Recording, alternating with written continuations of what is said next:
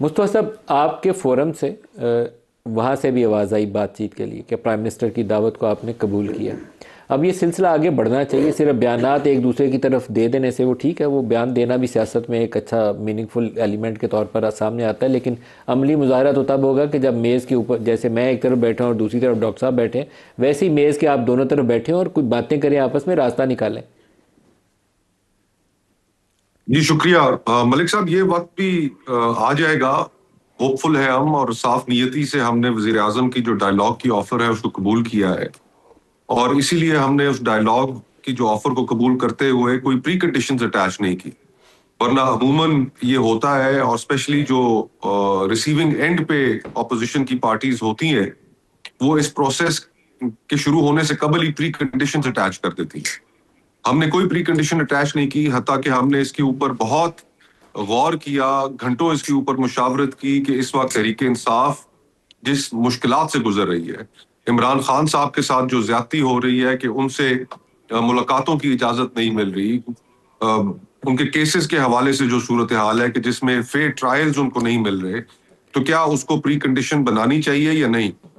تو ہم نے تو یہی فیصلہ کیا کہ جو بڑے نیشنل ایشوز ہیں ان کو کانورسیشن کا حصہ بنایا جائے، ان پر بات کی جائے، اور تمام جو پولیٹیکل کرائسس ہے وہ سارا جڑا ہے فری اینڈ فیئر الیکشنز کے ساتھ. اگر ہم اس پروسیس کو، انتقال اقتدار کے، ٹرانزیشن آف پاور کے پروسیس کو، اگر اس کی کریڈیبلٹی ریسٹور کرنے میں کامیاب ہو جاتے ہیں، تو اسی سے تمام باقی پرابلمز جڑی ہیں. جو بھی جماعت ایک ٹرانسپیرنٹ اور فیئر الیکشنز کے نتیجے میں الیکٹ ہو، وہ پھر تمام کنٹینشس ایشوز، کانسٹیٹیوشنل امینڈمنٹس، لاز، ان ساری چیزوں کو دیکھ. تو اسی لیے ہمارا یہ خیال ہے کہ جو سب سے بڑا چیلنج ہے اس ملک کو اس وقت، وہ الیکشن کے پروسیس کو کانٹروورشل، اس کی کانٹروورسی کو ختم کرنا ہے. 2018 کے الیکشنز ہوں، اس کے اندر بھی آر ٹی ایس کا فیلئر ہوا. اس 2018 کے الیکشنز نے بھی ایک انسٹیبلٹی کے سائیکل کو جنم دیا، اور اسی طرح 2024 کے جو الیکشنز تھے ان میں تو انتہا ہو گئی اور اس نے بھی ایک انسٹیبلٹی کے سائیکل کو جنم دیا. تو اگر ہم نے کانسٹنٹلی انسٹیبلٹی کے سائیکلز کو جنم دیتے رہنا ہے، تو ایونچولی اس کی، جس طرح ہم نے پچھلے 5-7 سالوں میں دیکھا ہے، ساری قیمت تو پاکستان کے لوگ ادا کر رہے ہیں.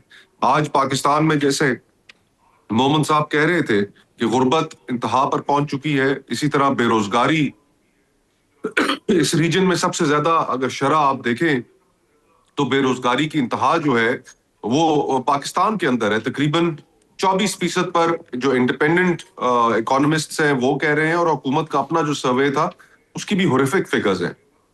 ملٹی نیشنل کمپنیز پاکستان سے جا رہی ہیں، امیگریشن پاکستان سے، ٹیلنٹ کی، اسکلڈ لیبر کی یہاں سے ہو رہی ہے، پیپل آر لیونگ ان ڈروز. تو اگر ہم نے اس صورتحال کو بہتر کرنا ہے، پاکستان کے لوگوں کا، پاکستان کے اوپر کانفیڈنس ریسٹور کرنا ہے، تو ہمیں اس پروسیس کو ٹھیک کرنا پڑے گا.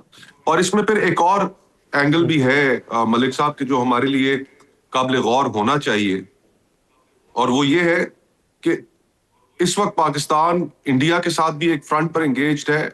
شکر الحمدللہ ہم نے اس 4-5 دنوں کی جنگ میں ان کو ایک منہ توڑ جواب تو دیا، لیکن انڈینز کنٹینیوسلی یہ کہہ رہے ہیں کہ آپریشن سندور ابھی ختم نہیں ہوا. اور ساتھ ہی ابھی ہمارا جو ویسٹرن بارڈر ہے اس پر افغانستان کے ساتھ بھی صورتحال ٹھیک نہیں ہے.